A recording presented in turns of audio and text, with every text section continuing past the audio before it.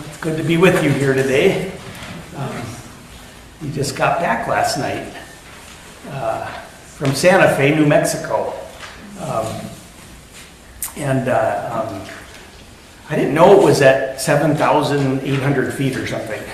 I thought desert, I thought kind of a low desert. It's huffing and puffing and heart's not getting the right beats, and lack of sleep was hard, and then we climbed a trail for, it said on the map, I swear, 2.2 miles round trip.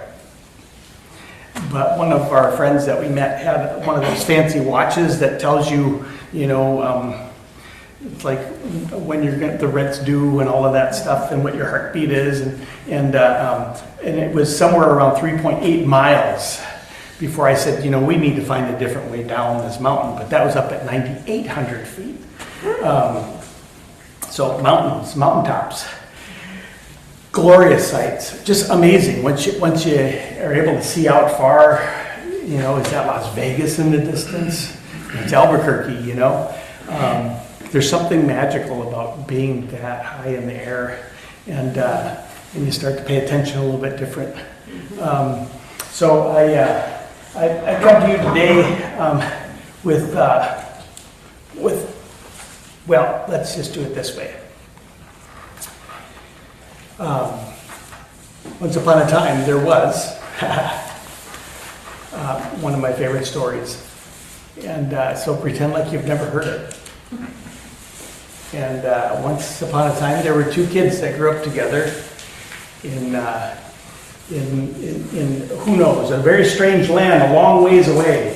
And this two kids that grew up, they were just best friends. One became kind of a big, hulking guy, and one just kind of stayed kind of runt of the litter like.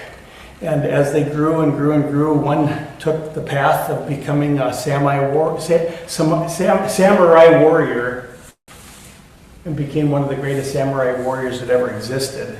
And the other one decided to go to college and became a master of the tea ceremony. The one that would come out with the teacups just right and turn them the right direction and set the things down and get everything perfect. It had to be everything, every movement, everything was with great intention. Not unlike a samurai warrior, but this one was to serve tea in a ceremony that was sacred. And he was seen as one of the greatest tea ceremony, or what do you call it, a tea ceremony wizard of all time. So the one time the tea ceremony wizard, let's call him, went to visit his friend, the samurai warrior.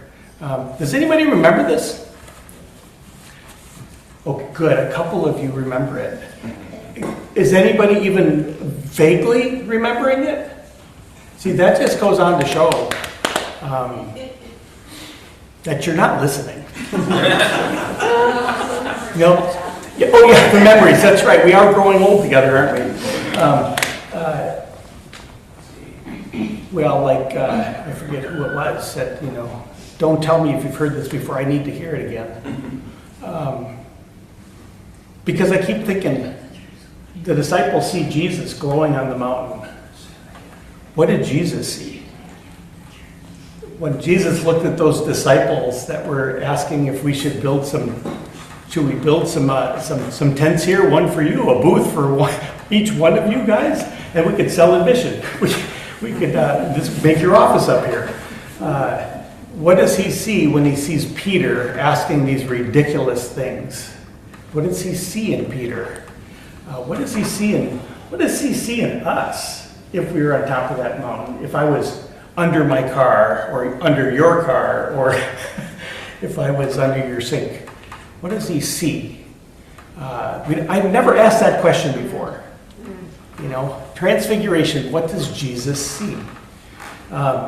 So one day the tea ceremony wizard goes to see his best friend, the samurai warrior, finds him, and he says, I'll be done with some meetings in a couple hours, but just make yourself at home here. My room is in the back there, and that's what he does. So as the hours pass, his friend isn't coming back. It's a late meeting. Must have been some committee meetings that had to be done that day. And the tea ceremony guy goes over. He sees his samurai warrior outfit and he puts it on just because he wants to check it out. And it's much longer than he needs it, so he's kind of like dwarfed in this thing. And he gets a sword, he can barely pick it up, and he's slashing it around. At that very moment, there's a knock at the door, and bursting through the door is his arch enemy. The samurai warrior's arch enemy walks through the door and says, "You, I call a duel to the death." No. Oh, I was just pretending. Once you have a duel, that's it. So no. If you come back tomorrow, my friend will explain everything, and then you can have your duel. We'll put you up, get a hotel room, we'll pay for it. And then you come back tomorrow, and it's all going to be great, you can kill him then. Takes off the stuff. His friend comes and says, "What have you been doing? My clothes are all right?" He says, "Oh, it's just horrible. You've got this arch enemy that just came, and he challenged you to a duel. To the death. I was just waving the sword around. I just wanted to try on your outfit. It's way too big for me, I found out. And the sword's way too heavy. So tomorrow, I put him up at a hotel. And your little palace here is going to pay for the hotel. And when he comes back, you've got to take care of him." And Samurai Warrior says, No. He challenged you to a duel. Not me. He says, No, but he thought I was you. He says, "Doesn't matter. It's you. You're bound to this duel now. What am I going to do? I can't do that. You've got to help me out here." He says, "I'd love to. But you've got to do the duel. I mean, that's just the way it is." Says, "Oh no, what am I going to do? Can you teach me some moves?" So they try for a little while and parry and jab and cut and slice and he can barely pick up his sword. So he gets him a butter knife instead of a sword because he can pick that up. Slap, parry. Not going well. Doesn't sleep that night. Morning comes. The guy knocks on the door. He's ready to come for him. What are you going to do? And his friend says, "Just do what you do best. Do what you're here to do. If you die doing that, you've completed your journey. That's all you can be asked." "But all I know is the ancient tea bowl ceremony. That's all I know." He said, "Oh, and you know it really well." And so they come in, and the samurai warrior grabs his sword. He says, "Duel to the death." And the samurai warrior, his friend, he says, "Well, you don't need me here. I'm going to go get lunch." So he left. He was left facing the life that he had. Nobody else is going to step in, whether we're pretending or not. Nobody else steps into your life. What does Jesus see? I've always thought Peter failed in this text. I always think Peter fails almost in every text. So why not make him the head of the whole church? There's actually some wisdom in that now that I've been in the church for long enough, because I fail over and over and over again. I haven't been fired yet. I say yet. We're not the greatest, the best, the biggest, the most eloquent. We're just people, And when people say, "I'm not sure I believe all the stuff in that creed," I say, "Me neither." And for those that can't hear me, because people say, "We can't hear you, Pastor," I say, "Me neither."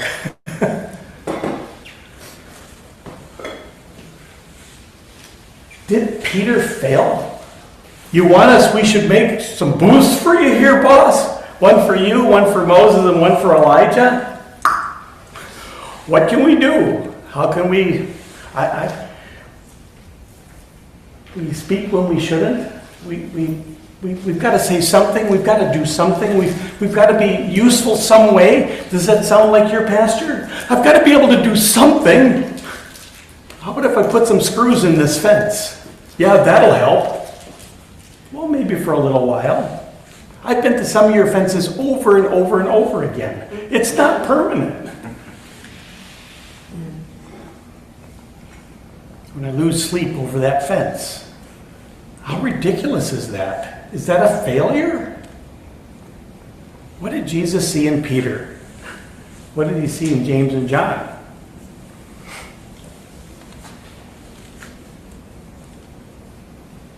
We've been talking about you're the light of the world the last couple weeks. I remember saying that if you light your light, you got your light in the darkness, it can illuminate so much.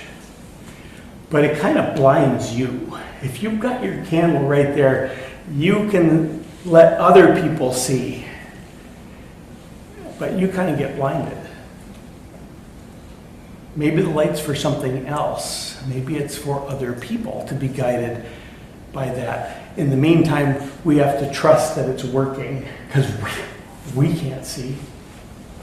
And we navigate by the lights of others, as I see Daryl, collecting one more nail, one more screw, a bucket of screws from somebody somewhere, straightening them out in his garage because Dave may need it for the fence he's going to fix again. Or Raleigh. God, we could go on and on. Raleigh, polishing that floor downstairs. It's actually a nice floor if you go look. But Raleigh, that shine's going to wear off. It will.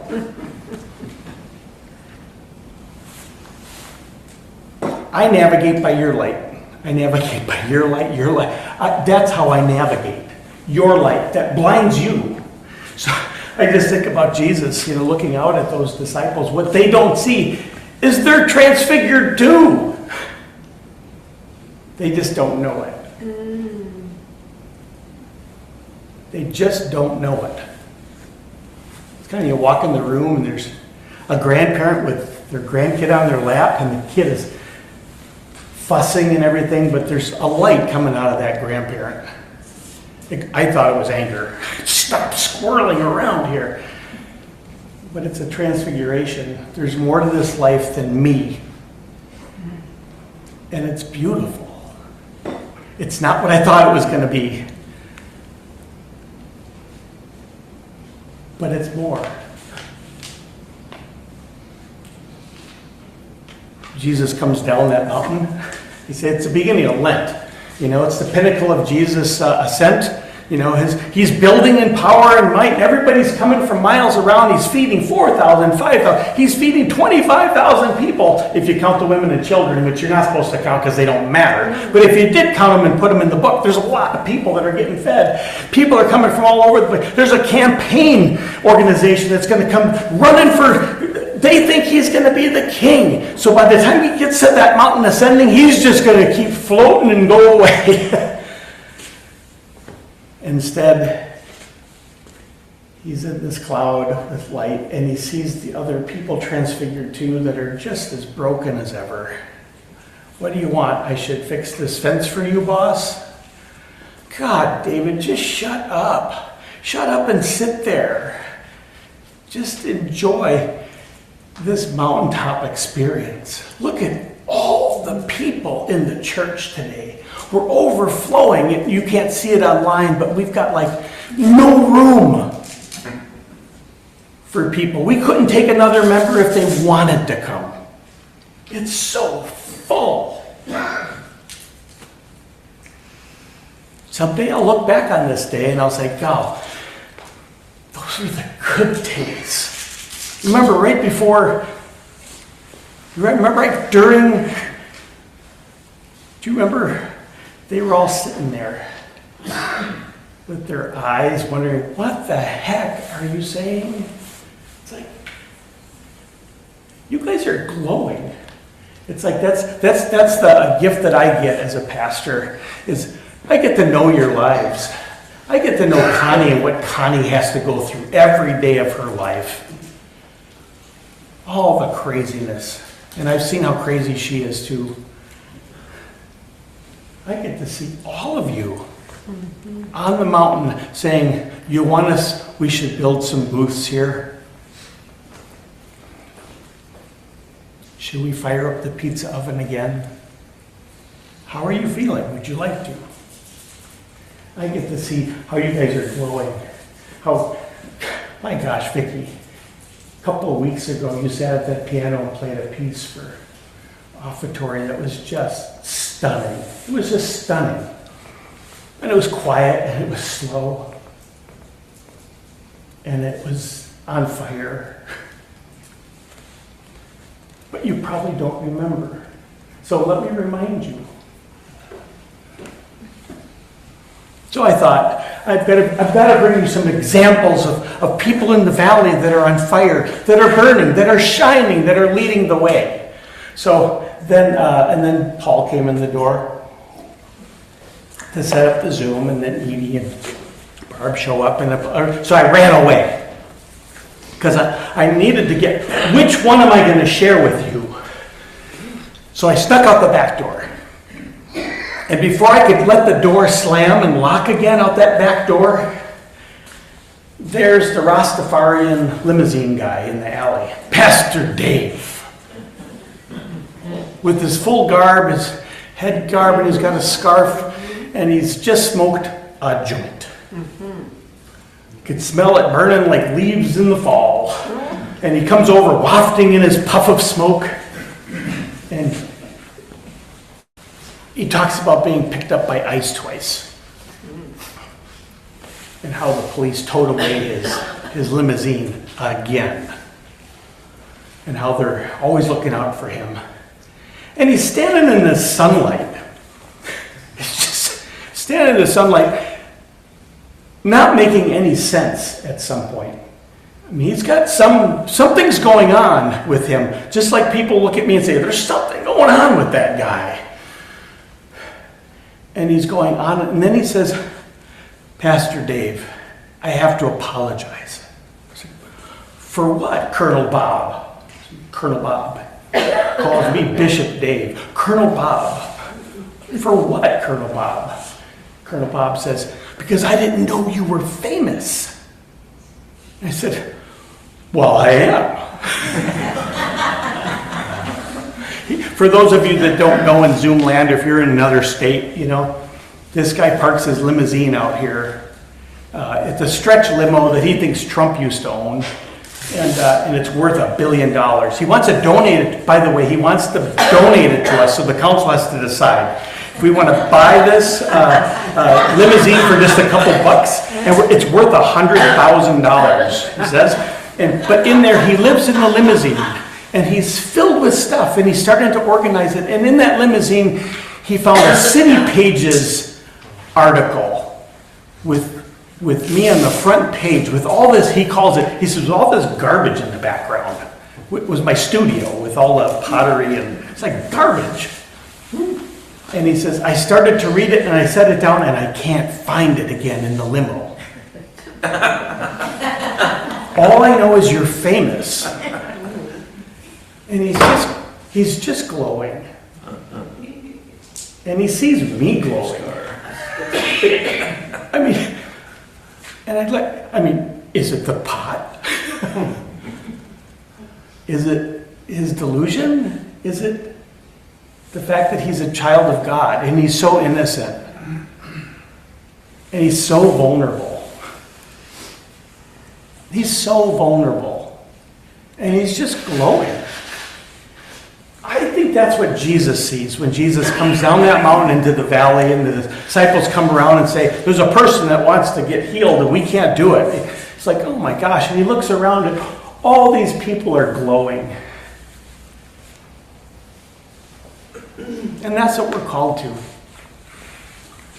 to be the eyes and ears and hands and feet of Jesus.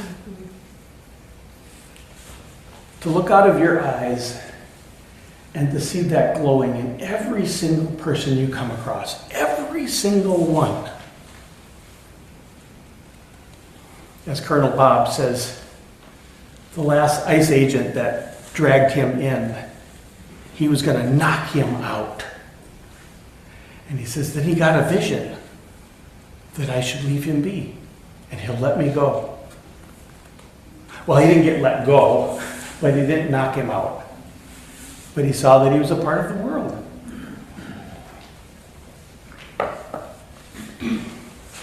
So,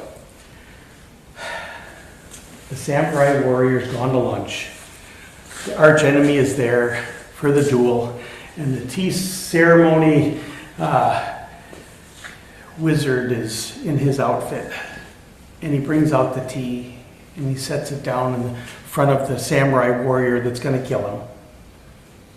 And he sets it down, and he kneels, and he pours the tea just right, and he puts things in right angles, and everything is perfect.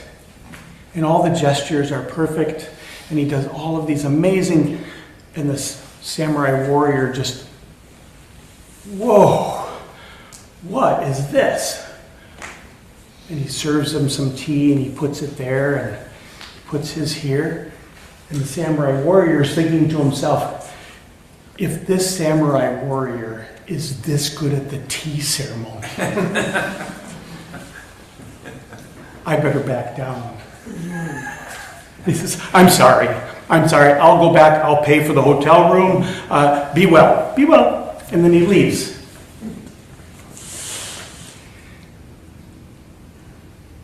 Because he stood firmly in where he is and what he's called to do.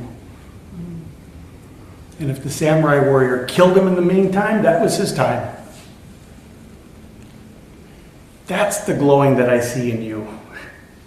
Every one of you. We can't all be Jesus on the mountain. We can't all be Peter, but we can be Crystal. If you're Crystal, you can't be Crystal otherwise. You can be Lee. Be Brent. Be Colonel Bob. But see the glow. Everywhere you go, get the eyes of Jesus to see it. It's happening everywhere, in the most inconvenient of places. Amen. Amen.